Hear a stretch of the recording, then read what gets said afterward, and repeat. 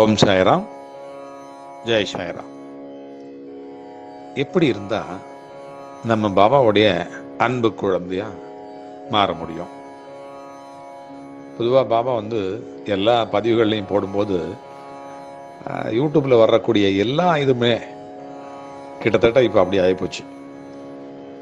எல்லா பதிவுகளிலுமே மேக்சிமம் என் அன்பு குழந்தையே அப்படி தான் சொல்கிறாங்க. என் அன்பு குழந்தை, அது நல்ல ஒரு வார்த்தை. சாயப்பாவே சொல்கிறது ரொம்ப நல்ல வார்த்தை. என்ன இருந்தால், என்ன பண்ணால், எப்படி நடந்துக்கிட்டா சாயப்பாவுடைய அன்பு குழந்தையாக நம்ம மாற முடியும் அப்படின்னு ஒரு கேள்வி வரும்போது அதுக்கு ஒரு உதாரணம். அதாவது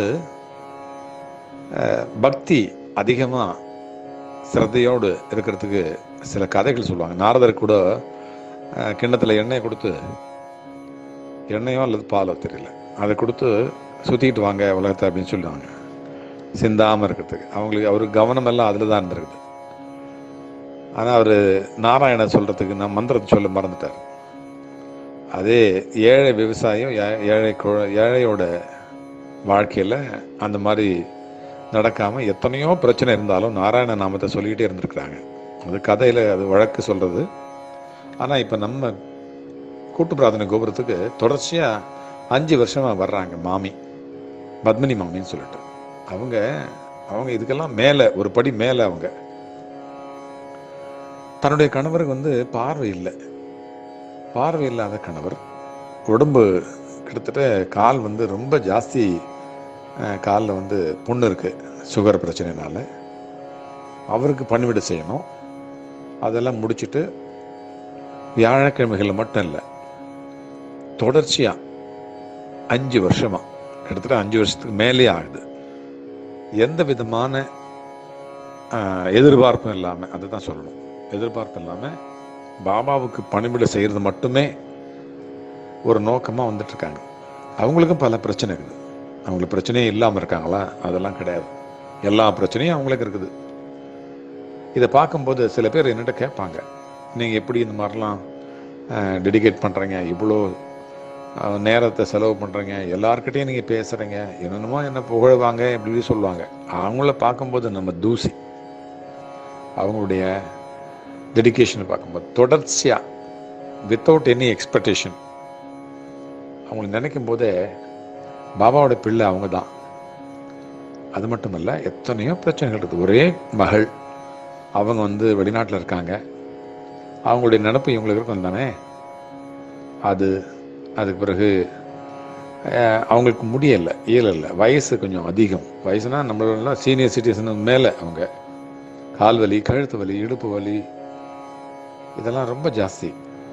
அது மட்டும் இல்லை, இதெல்லாம் தாங்கிக்கிட்டு இந்த மார்க்கெட்டுக்கு போகிறோம் பார்த்தீங்களா, புதன்கிழமை அன்னதானத்துக்கு மார்க்கெட்டுக்கு போகும்போது அந்த அம்மா தான் வருவாங்க என் கூட. என்னுடைய சிஸ்டர், அதாவது எல்டர் சிஸ்டர்னு நான் சொல்லுவேன் அடிக்கடி. மார்க்கெட்டு போகும்போது பையெல்லாம் வெயிட் அதிகமாக இருக்கும். காய்கறி, மளிகை சாமான், அது இதெல்லாம் ஜாஸ்தி இருக்கும். அது காருக்கு கொண்டு வரணும். அது மார்க்கெட்டுக்குள்ளே கார் போகாது இல்லையா. அதனால் நேரோ ஸ்ட்ரீட்ஸு எல்லாமே நிறையா மக்கள் வருவாங்க, போவாங்க. கார் போகாது. கிட்டத்தட்ட ஒரு 1/2 கிலோமீட்டர் போயிட்டு வரணும் உள்ளே. இதுக்கு அதை தூக்கிட்டு வரணும் அங்கேருந்து. சில நேரங்களில் மளிகை சாமான், மளிகை சாமான் மட்டும் அவங்க ஆள் அனுப்பிச்சிடுவாங்க. தூக்கிட்டு வர்றதுக்கு இந்த வெயிட் அவங்கள விட வெயிட் ஜாஸ்தி இருக்கும் பை. அது தூக்கிட்டு வருவாங்க. அந்த கால் பெண்டாயிட்டு வரும். அப்போ கூட தூக்கிட்டு முடியாத, ஏமா தூக்குறீங்கன்னு சொன்னாங்க. அதெல்லாம் பாபாவுக்கு செய்கிறது தானே அப்படின்னு சொல்லுவாங்க. வியாழக்கிழமை தவிர மற்ற நாட்களில் கூட ஏதோ ஜாபுக்கு போகிற மாதிரி காலையில் வந்துடுவாங்க, சாயங்காலம் போவாங்க வீட்டுக்கு. கணவருடைய பணி, இங்கே பாபாவுடைய பணி, ரெண்டையும் அவ்வளோ சிரத்தையாக பண்ணுவாங்க. இங்கே வேலை இல்லைனா கூட, கோவிலில் வேலை இல்லைனா கூட வீட்டுக்கு வந்துடுவாங்க. வீட்டுக்கு எல்லா வேலையும் தூக்கி செய்வாங்க அவங்களே. எதுக்குமா இதெல்லாம் நீங்கள் செய்கிறீங்க அப்படின்னு கேட்டோம்னா, நீங்கள் பாபாவுக்கு செய்கிறீங்க, நான் உங்களுக்கு செய்கிறேன் அப்படின்னு சொல்லுவாங்க. அந்த அளவுக்கு அவங்களுக்கு தன்னை தாழ்த்தி கொண்டு எந்த வேலைனாலும் நான் செய்வேன் அப்படின்றது ஒரு ரொம்ப, அதாவது மரியாதை அது இதெல்லாம் கிடையாது அவங்களுக்கு. வயசு ஜாஸ்தியாச்சு, நம்மளை மதிக்கணுமே மற்றவங்க, நம்மளும் ஒரு அந்தஸ்தில் இருக்கமே, இந்த மாதிரி அதெல்லாம் நினைக்கிறதே கிடையாது. எல்லாத்தையும் தூக்கி போட்டுட்டு டவுன் டு எர்த்துன்னு சொல்லுவாங்களே, அந்த மாதிரி அவங்க பண்ணுறதுல அதை பார்த்தோம்னா நமக்கே ஆச்சரியமாக இருக்கும். ரொம்ப ரொம்ப இப்படி ஒரு சொந்தத்தை யார் கொடுத்துப்பாங்க நம்மளுக்கு? இந்த மாதிரி சொந்தம், இது அநேக சொந்தங்கள் சொல்லலாம். இப்போ திலகா, சுமதி, இந்த மாதிரி நிறைய சொந்தங்களை சொல்லலாம். இப்போ இவங்க வந்து யார் கொடுத்துருக்காங்க, யார், எப்படி வந்தது, எப்படி நடந்தது? இப்போ உண்மையிலே சொந்தம்னு வச்சுங்களேன், உண்மையான சொந்தம்னு வச்சுங்களேன், அவங்கெல்லாம் வந்து நம்மளை பார்த்து பொறாம போடுவாங்க. இவன் எப்படி எவ்வளோ பிரச்சனை வந்தாலும் திருப்பி மேலே மேலே வர்றான், எப்படி இவனால் முடியுது அப்படின்னு நினைப்பான். நம்ம வந்து எவ்வளோ டவுன் ஆகிட்டு மேலே வந்து வளர்ந்துட்டு கொஞ்சம் கொஞ்சமாக துளிர் பிடிச்சி மேலே வரோன்னு வச்சுக்கலாம், அப்போ கூட அவங்க நினைப்பாங்க, இவன் போயிட்டான்னு நினச்சேன் மறுபடியும் வர்றானே அப்படின்னு நினைப்பாங்க.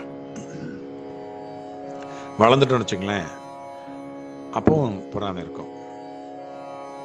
அந்த மாதிரிலாம் இல்லாமல் உண்மையான சொந்தம், ஆத்மார்த்தமான சொந்தம், இப்படி ஒரு சொந்தம் யார் கொடுத்தது?